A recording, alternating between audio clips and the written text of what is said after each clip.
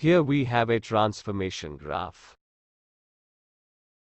Here OA initial line OA will rotate round origin O and cross over 4 quadrants, first 0 degrees to 90 degrees, second 90 degrees to 180, third 180 degrees to 270 degrees, fourth 270 degrees to 360 degrees.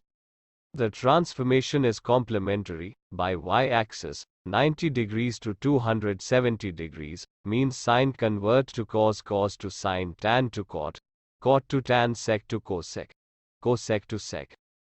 When transformation is supplementary means, by x-axis, sine convert to sine, cos to cos, tan to tan, cot to cot, sec to sec, cosec to cosec.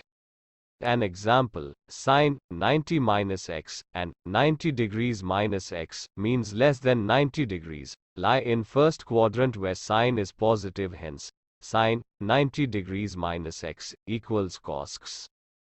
Now we take tan 90 degrees plus by 90 degrees plus x lies in second quadrant.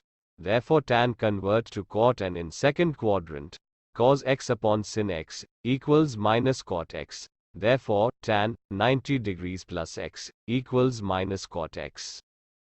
Let us now take for example sine 90 plus x. Here we see that transformation will take place on y-axis, and since 90 plus x lies in second quadrant where sine is positive, therefore sine 90 degrees jod x equals cos x.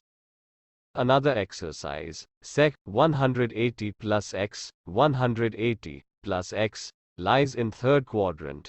Therefore, sec remains sec and sign for sec is negative. Hence sec 180 plus x equals minus sec x.